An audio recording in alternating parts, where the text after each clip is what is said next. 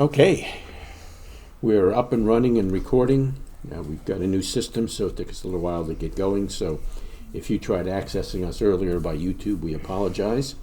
Hopefully now everything is all set, and we will be posting as well to the synagogue website. And to get underway, I wanted to say to everyone who joins us that happy belated Hanukkah, happy second New Year, and Shavua Tov as we start another week. Having said that, let's talk to God and we'll get rolling.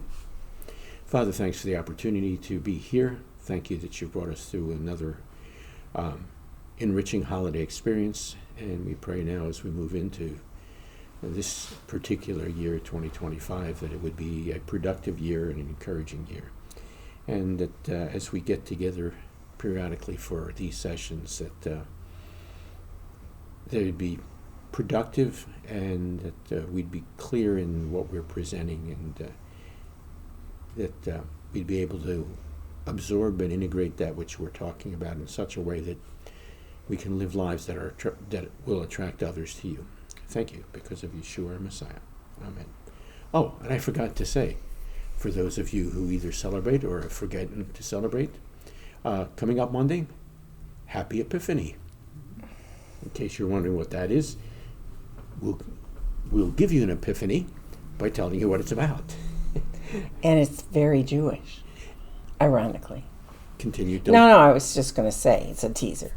Oh, okay. Well, feel free to go further if you want. Well, I think a lot of Protestants assume that any holiday they don't celebrate is somehow based in the Roman Catholic Church, and therefore, right, mainly a bunch of hooey.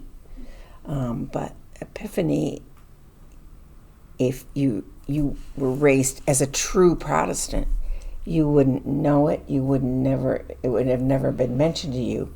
But it's actually, not only is it biblical, it's very Jewish. Most people who celebrate Epiphany have no clue. Right? Yeah, and rather than just leave it dangling there, it is the celebration of the arrival of the wise men. And interestingly enough, if you work out the chronology and the geography, as the old song talks about the 12 days of Christmas, it would have taken them approximately 12 days by camel to go from where they were.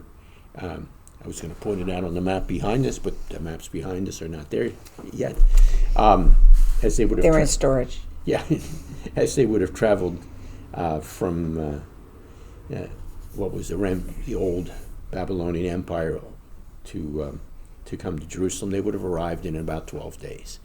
So that part is historically preserved, often through, I think, the Greek version of the Orthodox version, yeah, of the church, as opposed to the Catholic version. The Orthodox version of a lot of things seems to be earlier and more accurate in certain ways. Yeah. Yeah, in some Orthodox traditions, yes, it is the arrival of the wise men. I just realized in other Orthodox traditions, it's the baptism, isn't it? Right. Somehow it's... What's the baptism? What do they celebrate in Tarpon Springs when... Epiphany. Yeah, but they're not relating it to... No, they're relating it to, Yeshua's baptism, That's aren't what they? I thought, yeah. Yeah, I think so. Yeah, so don't get confused. Depending on which branch of the church or which church, they're either celebrating the baptism of Yeshua by John, who's not a Baptist, or it is the celebration of the arrival of the wise men. Or both. Or both. And like I said, historically and geographically, it would have been timed very well for the arrival of the wise men. I guess that's clear enough, hopefully.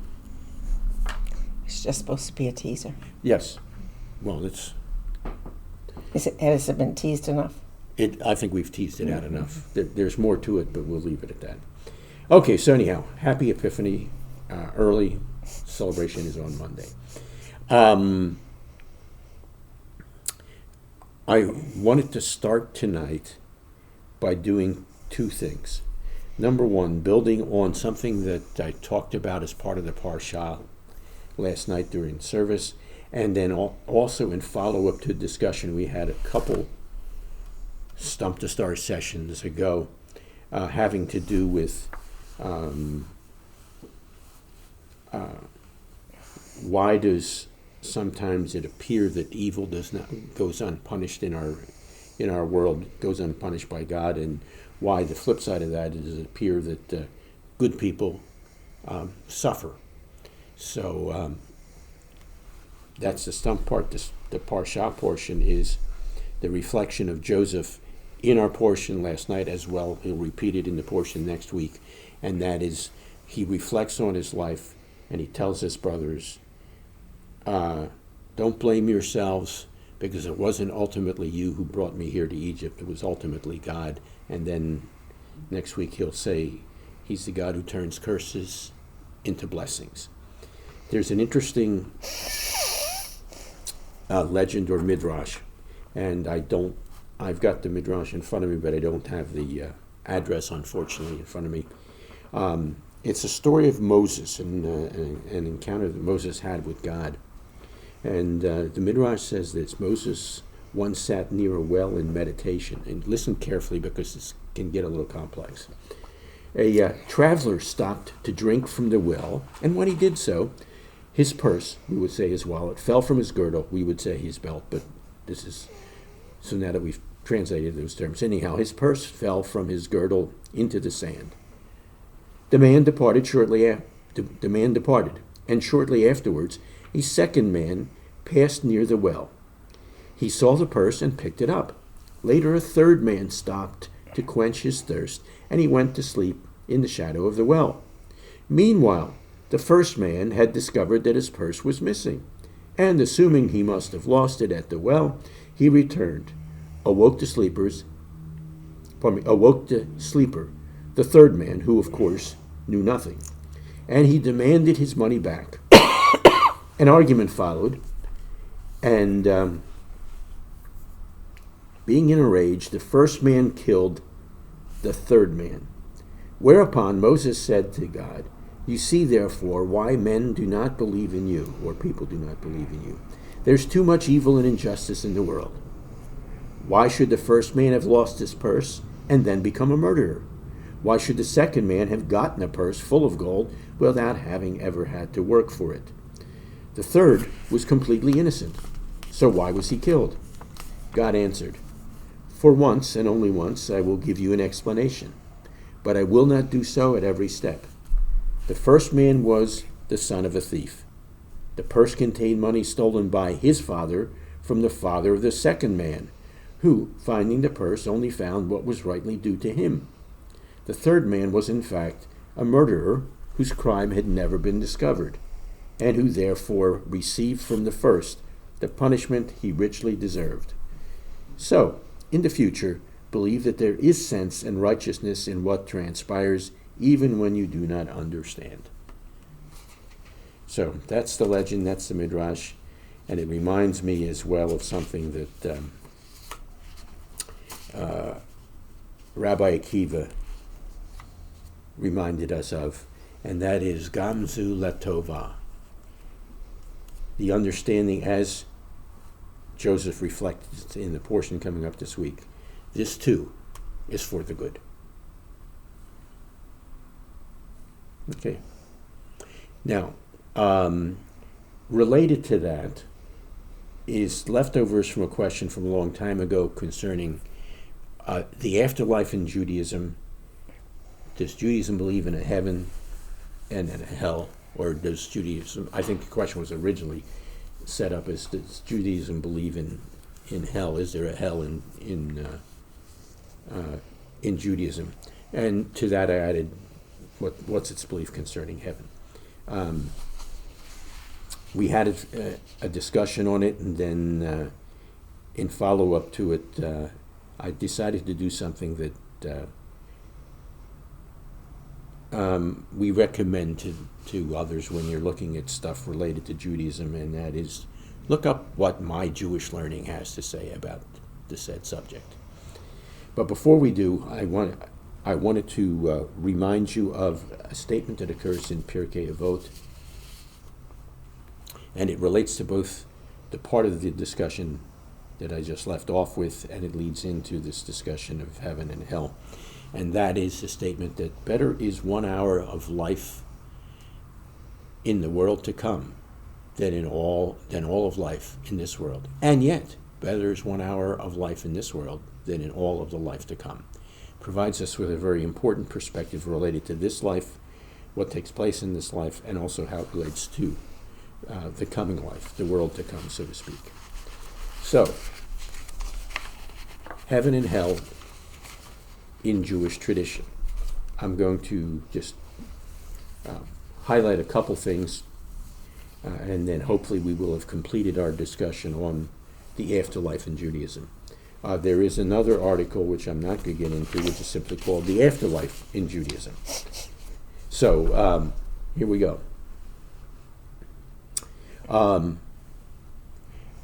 Again, Pirkei Avot, this time, Rabbi Yaakov taught, this world is compared to an antechamber that leads to the Olam Haba, the world to come.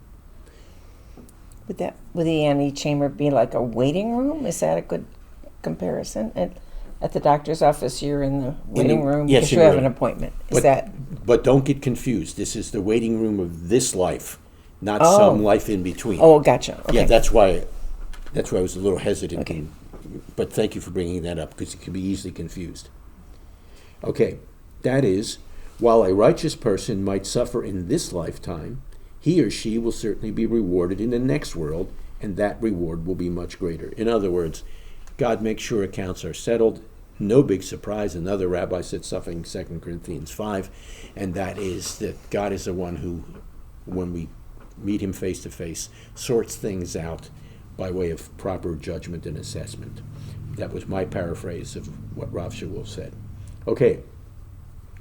And then further, the article goes on to say, in fact, in some cases, the rabbis claim that the righteous are made to suffer in this world so that their reward will be that much greater in the next.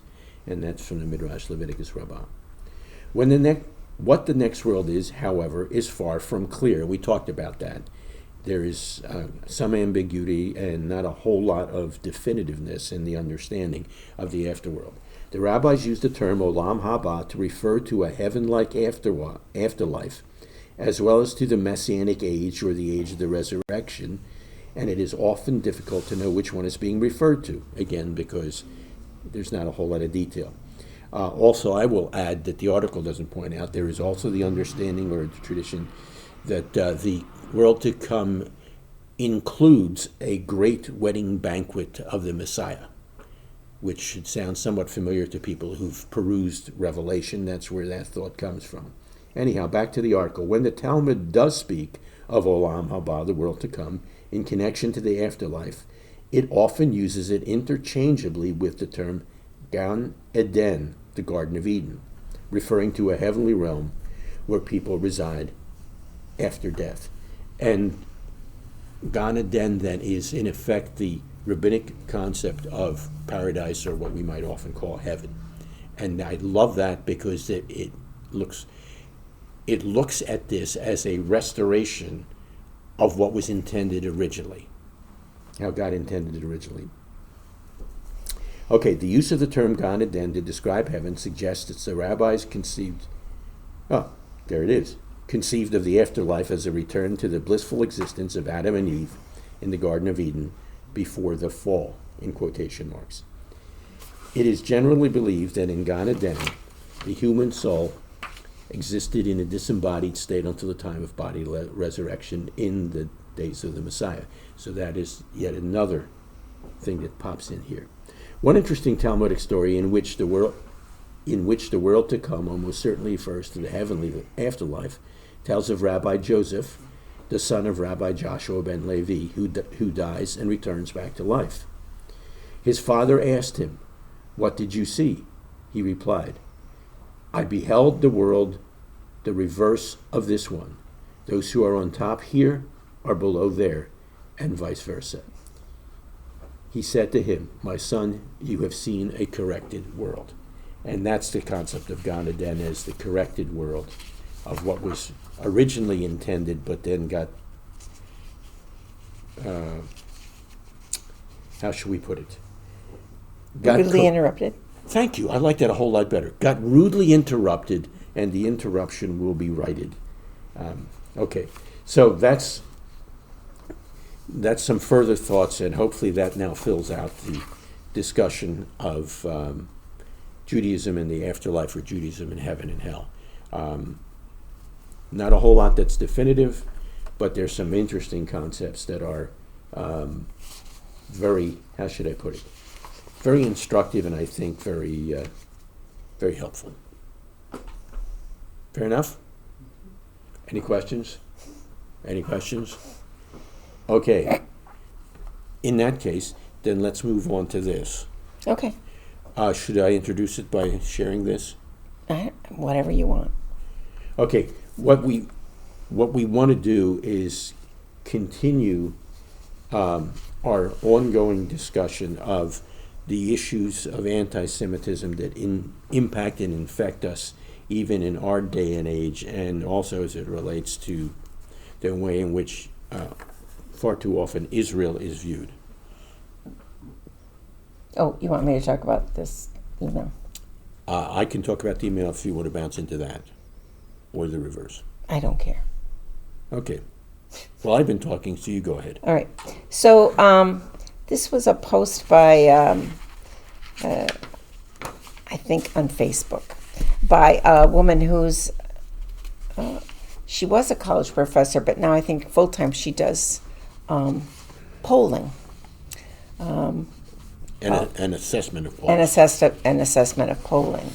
Her name is Rachel Bitterkoff, and I think we at first thought she was Jewish. Yeah. And the day after September 6th this year, which would be the 1-year anniversary of the terrible events in Israel. No, that would be a month before, because it was October 7th. Oh, it was? Yeah. Okay, never mind what I just said. But anyway, it's this fall. And let me add, concerning her, she is very, very highly respected in her field. She wrote this. It's short.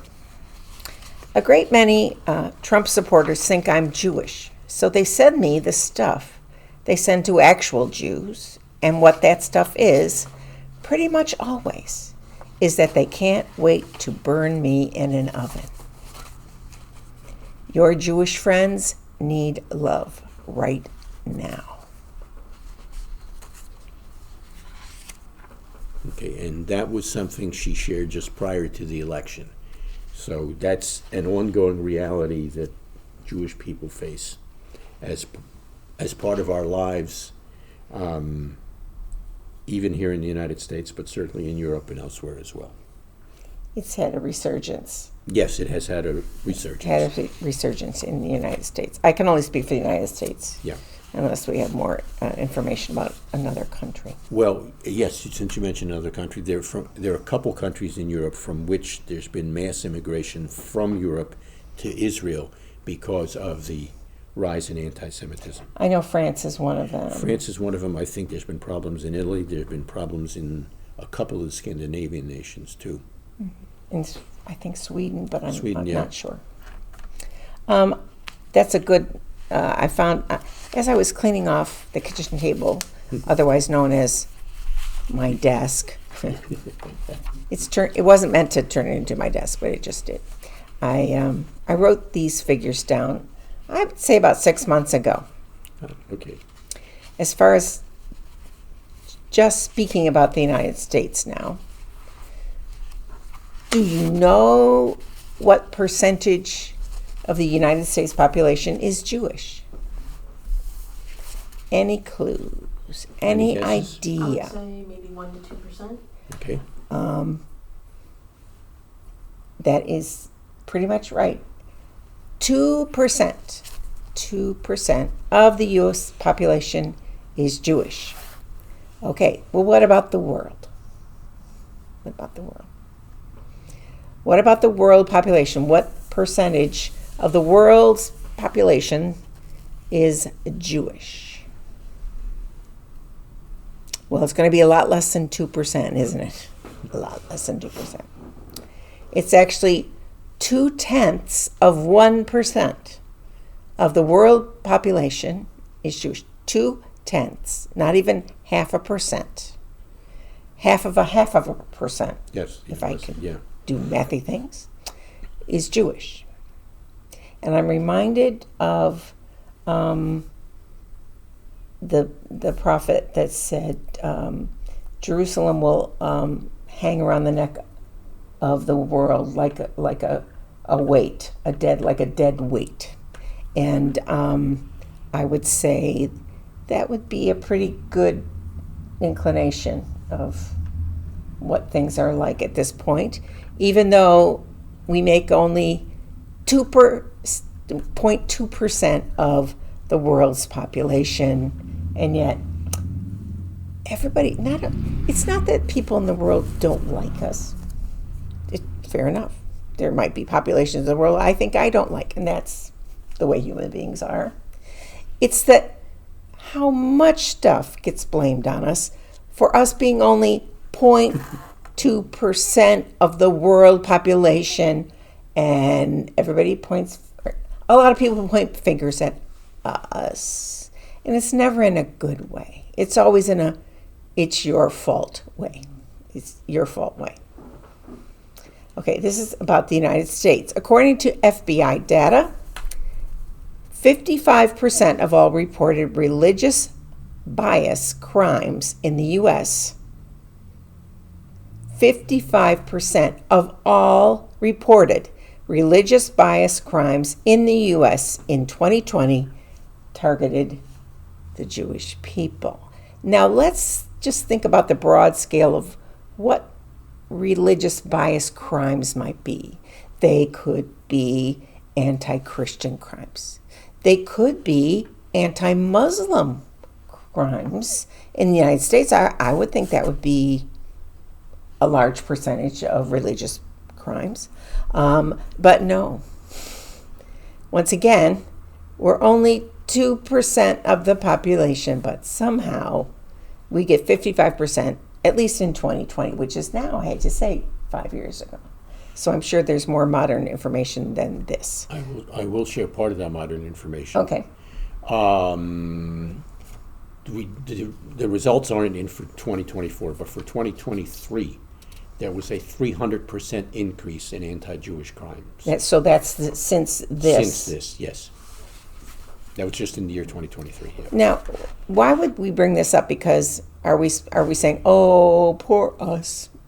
Why is everybody so mean to us? We didn't do anything, which is true, even though it's whiny. The whiny thing is not, I think, what God would have from us. Then it's not the response that's going to be the most helpful in the world situation, or even for ourselves personally. The whiny, why me, God? Why can't you pick on somebody else? Like Tevye in The Fiddler on the Roof. Oh, Lord, I know we're the chosen people, but could you please choose somebody else for a change? And even though we have such small, pitiful numbers in comparison to the world at large, we still exist. Because think about Babylonians. Yeah, they don't exist anymore. I'm trying to think other populations that you study. Spartans don't that culture, that civilization, at the same time as the Jewish population, they're gone, but we're still around. So there must be some kind of reasoning for that. And I don't think it's just to be the whipping boy of the world, or a whipping person of the world. I was just watching a TV show where they were giving the actual definition of a whipping boy. And the whipping boy, which I didn't clearly know, was in England when one of the king's, I presume sons, because they were mainly the ones that got educated, did something wrong in school, the school master in charge of them was not allowed to spank them, even though everybody got spanked a lot. And that was seen as very good. No, we couldn't spank the prince. So the prince had a friend who was called the whipping boy, who got the punishment for the prince. And usually, ironically, it was a friend of the prince. And you're thinking, and what was the idea behind all of this? Well, the idea was that if it was a friend of the prince that got the whipping, that the prince would really not want his friend to receive the punishment. And so the prince would not want to do what he got in trouble for again, or not make it a habit. And that's not the way it actually turned out. However, because the prince would say, well, I'll just do that. I'm not going to get in trouble for it. Which, even though we'd like to think that princes would have better morals than that, sadly, no. And not just that, but that whipping boy, when they got to be an adult, was often given a very good job within the king's offices. So there was a reward for taking the punishment for somebody else. And that's where the term whipping boy came from. Did you consciously know that? I did in the back of your mind. The very back of my mind as you started telling the story about that it. came forward. Yeah. But I think that picture of the technical picture of the whipping boy, not just as a metaphor, but as it really was, sort of puts me in remembering the place of the Jewish people in the world. Even down to the idea that we're getting punished for something we didn't do, and you can fill in the blank for things we didn't do, but that later it will work to our benefit, or it will turn out happier for us because we've had this unfair punishment given up. See, I think that's where it falls apart, though, because aren't we told point blank that Hasatan will be after the woman who bears the seed? Middle of Revelation. The middle of Revelation. So if we understand that to be Miriam, Yeshua's mother, not her as a person, but what she represents. But probably more enlarged to, it was probably intentionally set up to picture not just so much the mother of Yeshua, but the nation that gave birth. The seed. Nation gave birth to Yeshua. Yeah. Gave birth to Yeshua. And so we know that Hasatan still pursues us, even though in a real way there's nothing Satan, but Hasatan can do about world situations very much. Would you say that's fair? Roughly speaking, yes. And the interesting reflection on top of that is that means that those who line up against Jewish people, and given this perspective that you find in Scripture, that people who line up against the Jewish people are actually then lining up on the side of Satan. Well, yeah, because you have that flip of seeing many people understand that Yeshua was Jewish. Many people understand it. But somehow many people who worship Yeshua want to overlook that and say, well, he used to be Jewish and now he's Christian. And that's how they get. So we don't have to punish those that are Christians now. Unfortunately, that didn't apply to the Holocaust, because you could have paperwork that said that you were a Christian, because many times a priest in Catholic countries would make Jewish people in that country a certificate that said this person is certified to be a Christian, and those certificates were supposed to be in effect. Sometimes they worked and sometimes they didn't. Remember that the rule to prove you were Jewish just required one grandparent. So you have 4 grandparents by definition.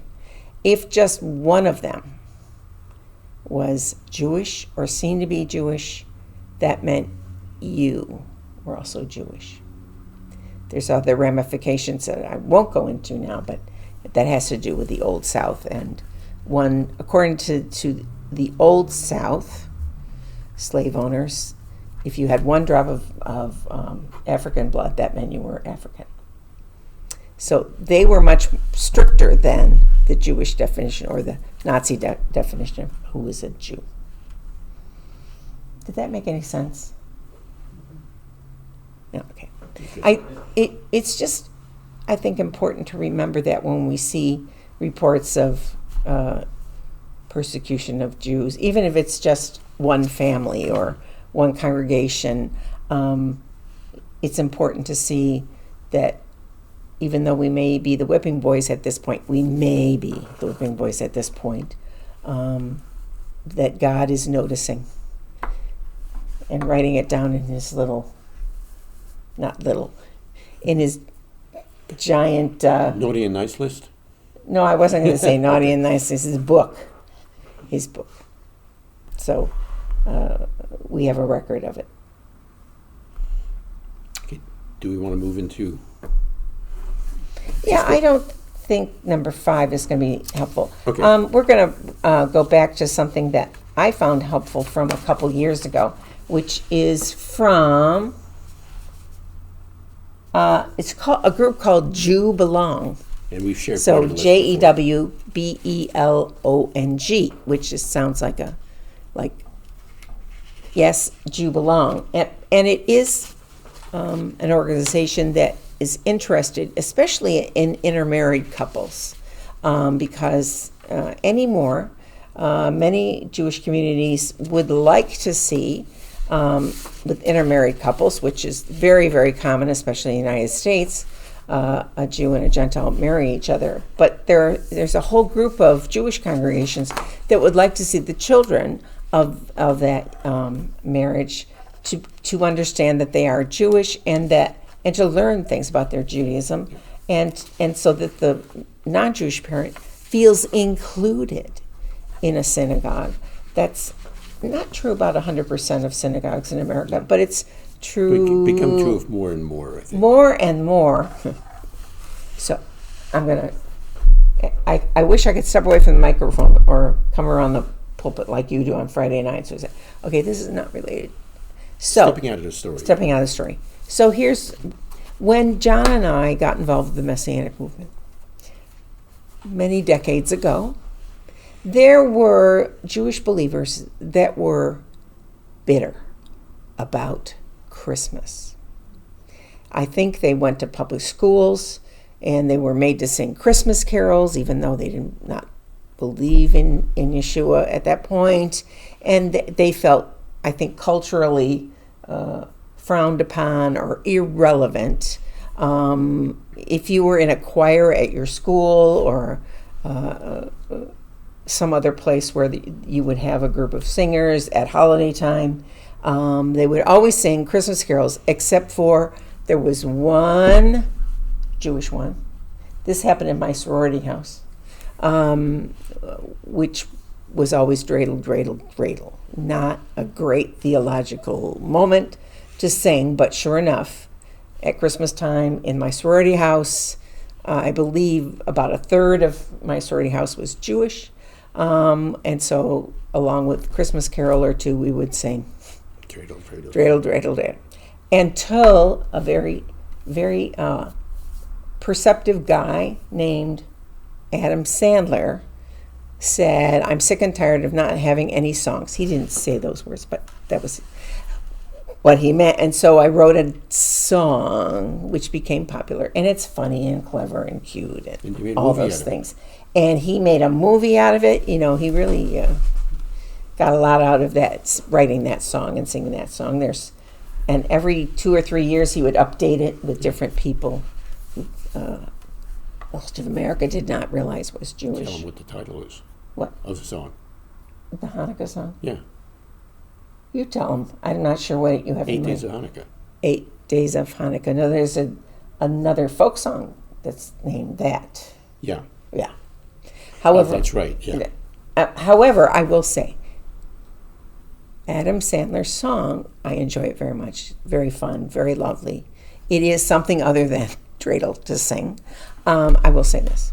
The reason why people today in America think that Hanukkah is the festival of lights is because he says it at the beginning of that song. But those of us who are a little better educated, evidently, than Adam, know that it's not the festival of lights, really, although candles are involved. It's the Feast of Dedication, because the Festival of Light is a different Jewish holiday. You want to tell them what it is? It is Sukkot because of the way in which it was celebrated during the Second Temple period. It's no longer celebrated that way because we don't have a temple. Should I explain more than that? Yeah. Okay. In the 3 sentences. 3 sentences. In the Second Temple period, there were 2 major additions to the celebration that are no longer carried out today because they're related to the temple. One was the lighting of the 2 75-foot menorahs that were in the temple courtyard area for this particular occasion, and the accompanying torchlight parade in the women's court. And so the whole place was literally lit up, not as part of Hanukkah, but as part of Sukkot. So, with that slight tweak on Adam Sandler's very fun song, other than that, it's great. Anyway, back to the topic, which was some of the believers back in the 70s. They were very anti-Christian. I'm not anti-Christian, anti-Christmas. Let's not leave it in the 70s. It just occurred to me as you're talking. In this very room in which we now sit, there was a couple that we were doing our usual oneg Shabbat after Shabbat, our ongoing celebration of Shabbat with refreshments. Oh yeah, I put those things out of my mind. Yeah, that couple. There were a couple who really enjoyed our service and sounded like they would like to make us their home. And somehow, I don't know how it ended up, we ended up in a discussion about Christmas. They may have asked a question related to that. And they so much disliked our attitude towards Christmas. Or our lack of attitude towards Christmas. Yeah, I was going to say. And the fact that we were not enraged by Christmas and its celebration. And we should turn our back on all of that paganism. Yeah. That they left and never came back. And now we're not talking about the 70s. We're talking about a handful of years ago. But I would say that's a different situation than what we experienced when we first got in the Messianic movement. Yeah. Because they had been taught to believe that way by mainly Messianic Jews. Yep. And that is because when the teaching came around, and I'm not an expert and I don't know when it came around, but it came around, I'd say in the 80s and 90s, where churches would say, well, even though some of the Christian holidays don't have really good roots, we like them anyway, and we're going to do them anyway, but everybody has to understand this list of things that are not good about this holiday. I mean, it's not just Christmas, also Easter. Mm-hmm. So we knew people who wouldn't call this little character who doesn't exist the Easter Bunny. No, you can't call him the Easter Bunny. Here's the reason. Your children will be confused. Your children will be confused, and here's what will happen. When you have to tell them there is no Easter Bunny and there is no Santa Claus, they will assume that everything you've told them about Yeshua is a lie. Therefore, we must never do the following list of things. These are the same people who don't like Judaism because of the list of rules and regulations. Same people. I personally don't understand it, but they don't. They're not very good at self-examination. They're very, very self-righteous about this Easter bunny. I thought the spring bunny was the silliest thing I'd ever heard. And trust me when I say, and I don't think our kids are super spiritual giants or just, perfect examples of faith in God and Yeshua. They were just kids. And my kids knew the difference between Yeshua and Mickey Mouse. Even though we went to Disney World and we saw Mickey Mouse, we saw Minnie Mouse, they knew without us giving them a lecture and preventing them from saying certain words, that because then everything we've taught them is a lie. I don't think that's how they determine what is truth. At least I don't think. Maybe in some families, the kids think that what their parents have been teaching them and showing them is a lie because of what it's called. But anyway, that's me just venting. Yeah, I was going to say, a little bit. and they knew the difference between Yeshua and the Easter Bunny. And they did, and they did. They just did. And we never had to tell our kids there is no Santa Claus. Mainly because Santa didn't bring their presents. Presents came from your family. Now, granted, he and I still sometimes with our children and our grandchildren, sometimes on the little tag, we'll say, to adorable grandchild from Mr. and Mrs. Santa. But they look at us and they go, you're so funny. We know it's from you. So I don't think that our kids are in danger of thinking Confusing their the two, faith yeah. is a lie based on the terminology you're using at your house. How did I get on that topic? About our friend. So there's a group of, tends to be charismatic Christians. I don't know if that's the only type, but it tends to be charismatic Christians. And it seems Who are anti-Christians. who are anti-Christmas, anti-Easter Bunny. I don't even know what else they'd be anti, but they are. And it's because of the so-called pagan roots of these things. So instead of fearing that your children are going to think that what you've been teaching them is a lie, and that is fear, isn't it? If you're unsure about your kids or someone else's kids, most likely, oh, my kids, they're great, but their kids, ooh, I think you're fearing about the wrong thing, not about pagan. Are any of us delighted with pagan roots of things? No, none of us are delighted. But does that mean it's evil automatically? That you take your stamp out and you stamp it. This is evil, this is evil, this is evil. Getting back to my main point. So in the Messianic movement, when Jewish believers, they were in college and then they had been raised as Jews and they were in college, and the Jesus movement came through, and Jewish students started accepting Yeshua. That was before there was anything called the Messianic movement. And so they were discipled in Christian churches and mainly by Christians.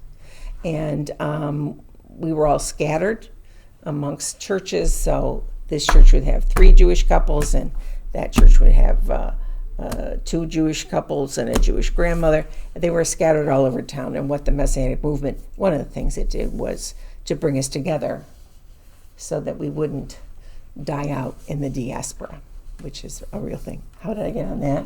I don't know. You were somewhere in here. I was. So our friends were bitter about Christmas. And they just, anytime you even had a red and green shirt on, they would just start in with, I know, it's not even, Well, let's look at it in the screen. It looks like orange and green, so that Okay. should be all right. This looks like orange. It should be all right. And intrinsically, even though I was not raised as a Jewish person, I sensed that this was because they were bitter. They weren't against it because it was a pagan ritual that they wanted to avoid. They were against it because of the culture they had been raised in. And for them, this is not Christian. And you cannot make Christmas not Christian. It's always Christian. It's always bad. It's always terrible for the Jews. We had a good friend in Chicago who got a job. She's a Messianic Jew. She got a job at the Jewish Federation in downtown Chicago. Very nice. She enjoyed her work there very much. She felt like she was a part of everybody. And during work time, she didn't talk about religious matters. But one time she was asked to bring the paper goods for a holiday party. It was going to be a Hanukkah party, so guess what time of year it was? And she couldn't find any Hanukkah napkins. That was back in the olden days when they really didn't have such a thing. And so she brought in white napkins that had a little green design on it. And sure enough, a couple women said, "Those are Christmas because they have green on them. How dare you do this?" Can I just say, this kind of attitude should be far, far away from us for whatever reason. Here's what I've taken this recently, past couple of years. If caught saying something to somebody else that I bought a Christmas present for somebody, that I was out Christmas shopping, any one of those slip-ups that would get me in trouble with either a Jewish person or a Christian person, here's what I say, which is 100% true. Well, I don't know about you, but I have relatives in our bigger family that celebrate Christmas. And so I do buy them Christmas presents. And that is 100% true. And the person who has been looking at me askance has gone, yeah, I have Jewish Christian people in my family too. And yes, we give them Christmas presents. And I think that couldn't be wiser. Because the advantage is not only is it true, if you try to deny and cover up and just eliminate this from your whole vocabulary and your whole conversation, then I think you're giving a wrong thing. And yet you don't want to come down on the idea of how dare they celebrate a pagan holiday with pagan ideas and list all the pagan things that are in the particular holiday of their choice. Why did I go off on that? I don't know. Not sure. Well, I know, because we had a little tiny bit of that when we met with our larger family over the holidays, and one woman whose family has taken to becoming very somewhat Orthodox. You said you bought Christmas. I go, this is what I say. I have family members that celebrate Christmas, and we get them presents. And she looked at me like, oh, yeah, I guess that's true. And not to, I don't have to be ashamed of it, and I don't have to cover, or fib. Why are you looking at me like, oh, any opinions on this topic? How'd we get into this? Yeah. It's all my fault. I'll take the blame. I was trying to figure out how we got into this, other than the fact that it's very seasonal.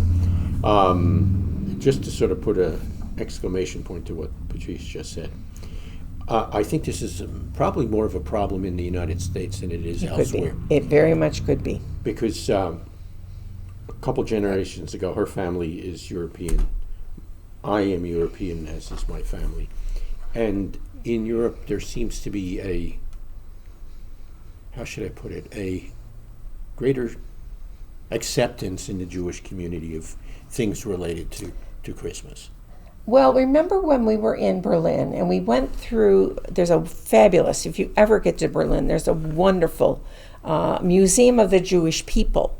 And you started at the bottom, and the pathway takes you up in almost like a spiral.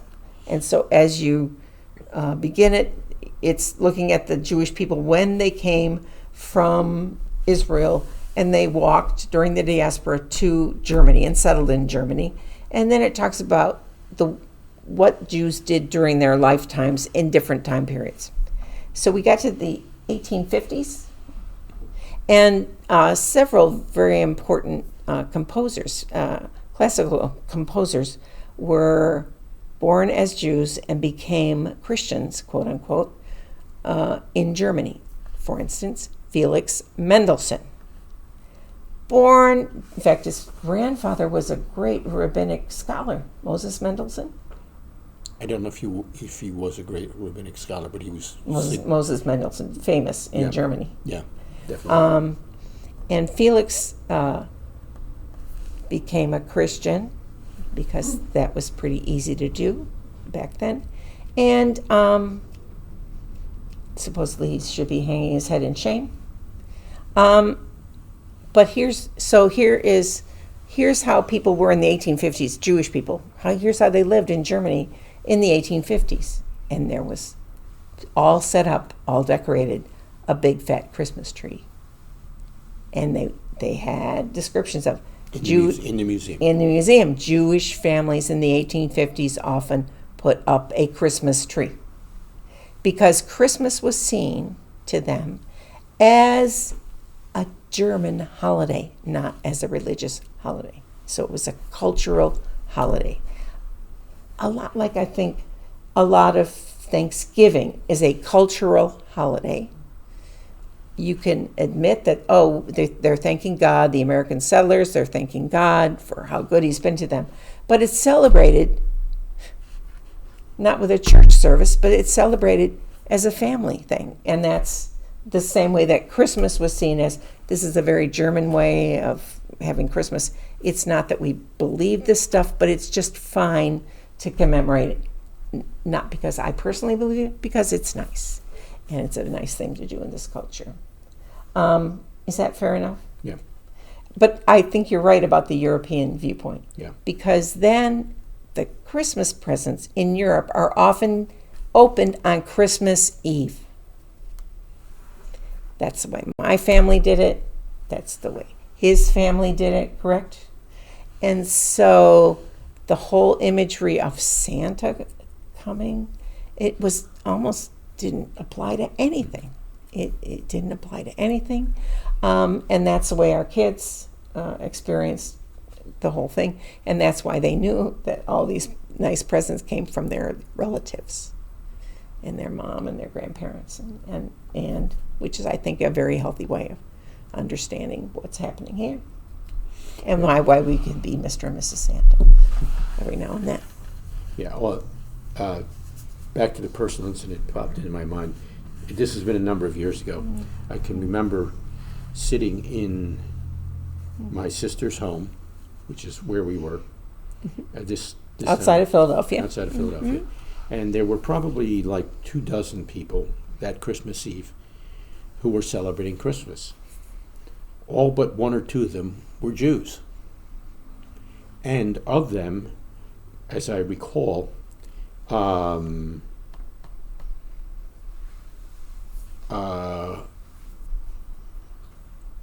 quarter of them were not Messianic. And of them, most of them were not only not Messianic, but they were survivors of the Holocaust. And so there's this wonderful Christmas Eve in our family, our extended family. And like I said, most are Jew, all but a couple were Jews, and a quarter of them were not Messianic. And here they are all together celebrating Christmas. So that's sort of a much more relaxed view of Christmas, and quite possibly because of our European background. Mm-hmm. How do we get on this topic? I think it's helpful. Yeah. I think this topic is helpful. We don't tend to talk about, we do not, our congregation has 0.0 Christmas decoration in it. It never has, right? Would you say that's fair enough? We may mention it, but we don't have a decorated sanctuary with all Christmas. No, we don't. Although, in all transparency, whenever since we've had our own building, it's been that way. Oh, yeah. Prior to that time, when we were renting facilities from churches, it wasn't always the case. Well, but that wasn't our doing. No, but it wasn't our And people doing. knew we were renting. That's But it. to me, the humorous situation, given our attitude about the relevance of what Christmas celebrates for us as Jews, I can remember being up at where the pulpit was in this particular church that we were renting. And we had a portable Torah ark, and that was up front and center. And we had to take it home every week. He and I had to put it in the car. So dead center there is the Torah ark with the Torah in it, and right behind me, off to the side, is a huge Christmas tree, fully decorated. I don't remember this, but I believe that it happened. So it was, I always found that humorous around Christmas time while we were renting church facilities. But anyhow. And then you found that great verse, Hosea, is it? Yeah, completely forgot about that. Since we've gone off on this tangent, let's complete this part of the tangent. It's a good tangent. It's a good tangent. Could be a road, not just a tangent. There are people who misuse a text, I think from Jeremiah 23. It's in Jeremiah. And they claim that it's, and I can't tell you how often this has been presented to me down through the years, to us down through the years. God's condemnation of decorated Christmas trees. Oh, no. Oh, because the Israelites stumbled by worshiping trees because they represented Ashtarte, who's... Well, that's not what I was thinking. Oh! I was thinking about the actual text in Jeremiah where it appears that they are decorating a tree. But if you read it carefully, what they are... And God is speaking against it. Yeah, and God is speaking against it. But what they are, if you read the context is Jeremiah is talking about people carving idols out of wood. It has nothing to do with decorating the wood or the tree.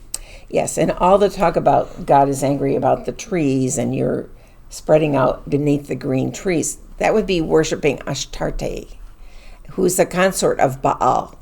And so if you have a tree and you're worshiping the tree, that would be bad, and nobody wants you to be doing that, even though we don't have that particular problem nowadays. We don't worship the Ashtarte trees or anything that they do to worship a different god.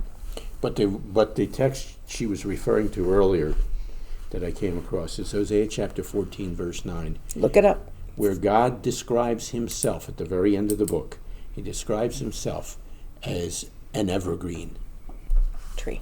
As an evergreen tree. So there you have it, the ultimate source of the Christmas tree. And I would still maintain there are so many other things that we need to get right rather than correcting people on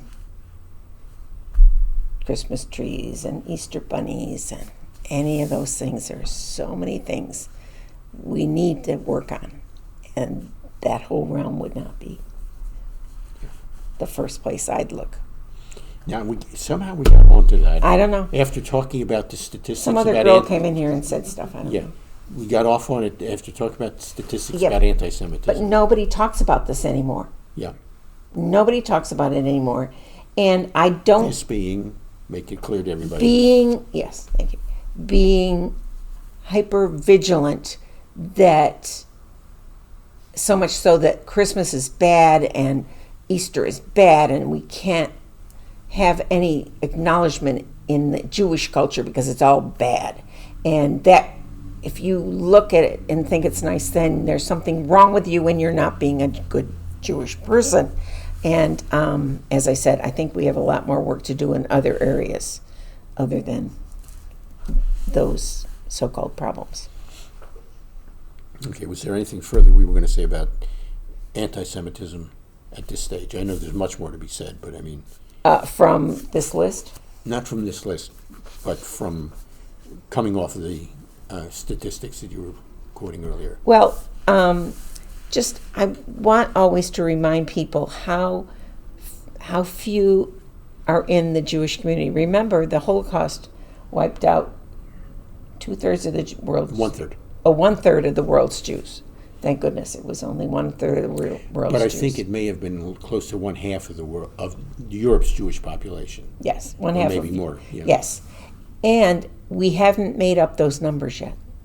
In other words, what was lost during the 1940s because of World War II, those people have not been made up for in number, even though there are parts of the Jewish community who they praise people who have 7, 8, 9 children.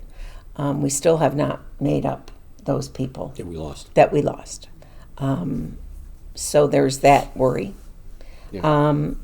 Not a worry, more of a concern in the sense that maybe if we were more than 0.2% of the world's population, that the rest of the world would understand some of our concerns about Israel being a nation and understand our concerns about anti-Semitism, which takes place around the world. There is no place really that is safe in the long run for Jewish people.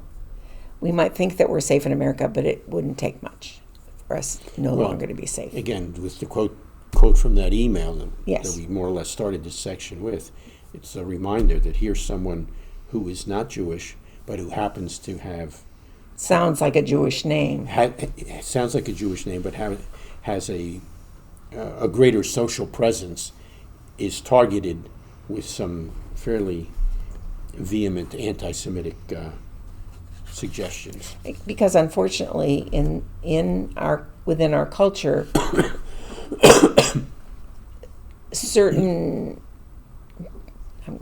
I was going to say deviants, certain people within our culture think that what the Nazis did was a great idea, and are very positive about it, and they are not really seen as social pariahs very much. They're allowed to do what they want to. They're allowed to have marches. They're allowed to speak and give speeches and have rallies far more than they used to. And again, remember that email that we shared with you is recent. It's in the last several months. So it's not as if it's something in the past. Yeah, it's not as if it was 1935. Yeah, so we need to be alert to these anti-Semitic trends as well as actions. And unless you want to say something more about this. No, tonight. Because the next few are not really Okay. apropos to what we just talked about. All right. Then I think I will conclude, and there's one other follow-up thing we could do, but we'll do it the next time, to something that we started in answer to a question from several months ago that we just ran out of time with. Middle of December, so not quite a month ago. Joe, who's our office manager, and I, at the invitation of a detective in the Clearwater Police Department, asked to meet with him and someone who was involved in how can I describe this briefly but correctly? Was involved with helping synagogues become more secure in this era of rising anti-Semitism. We should remind them that it wasn't this previous Rosh Hashanah, but The year before, last year, 2023 Rosh Hashanah, that a bomb threat had been phoned into the Clearwater, Florida Police Department about our building. And police came to our service, and John was just getting ready to start the sermon, and they came into our sanctuary. They walked right up to him, and they said, "You need to evacuate the building now. We have a credible bomb threat that has been phoned in to us."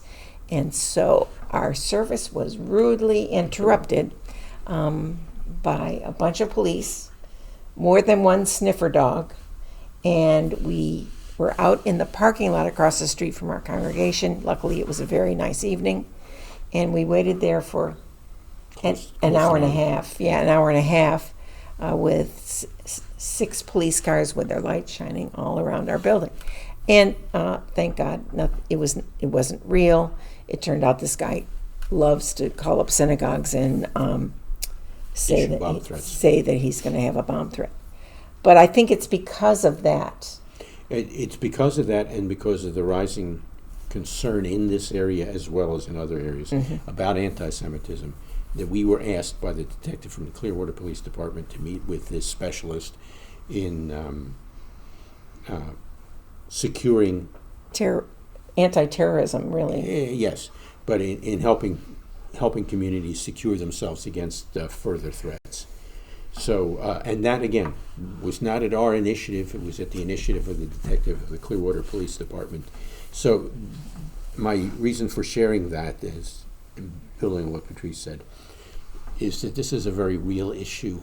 It's very current. It's very relevant, and part of it is fueled by misunderstanding and misinformation as concerning Judaism and Jewish people, and it's also fueled unfortunately by anti-Jewish or anti-Judaism hatred, and the two are not quite the same, but they are variations of the same thing. Correct. And what were you to say? Were you to say anything more about your meeting with him? No, only that we had that meeting because of this very issue that we brought up and that we've been talking about. And partially, it was his job there was sponsored by. Oh, what's the exact? The National Jewish Federation? The National Jewish Federation. I was trying to remember their exact name. And they gave part of his salary. No, No? He is salaried by the Jewish National Federation. He's not Jewish himself, as it turns out. But and he works with the police departments, and they consider our congregation Jewish. I think partially because we'd had that bomb scare, which meant we were targeted. So as part of our conversation, they asked about the history of our interaction with anti-Semitic, call it instances. So we went through the various things that down through the years we've had to interact with. Most of them have been voicemails left on our phone, or unfortunately, on a couple occasions, the threat, or it wasn't so much a threat, it was the hatred and the animosity was expressed to the person who picked up the phone. It wasn't just left by way of which I didn't even know, because John doesn't come home and say, "Oh, guess who called today?" Yeah. Normally that doesn't happen. So it was the office managers. Yeah. But not to scare anybody away from coming to services out of fear. The detective and the specialist who will continue to work with us were, how should I put it? They were positive about the steps we have taken and the general overall safety of services in our We center. added lights around the building. I mean, there were certain things that we did, So even the last year and a half. So they felt fairly comfortable about the security of our services and of the building, but they offered their services to enhance even that. So we'll be following through with them on a couple things. So yeah, all of that coming out of our discussion on the reality of anti-Semitism, and I will encourage you then to check on some of the previous sessions we've talked about where we've dealt with the misinformation and the misunderstanding related to scripture texts that often fuel either directly or indirectly anti-Semitic or anti-Jewish attitudes. Oh, and since we haven't done this since we got back from Brazil, we A little report on Brazil.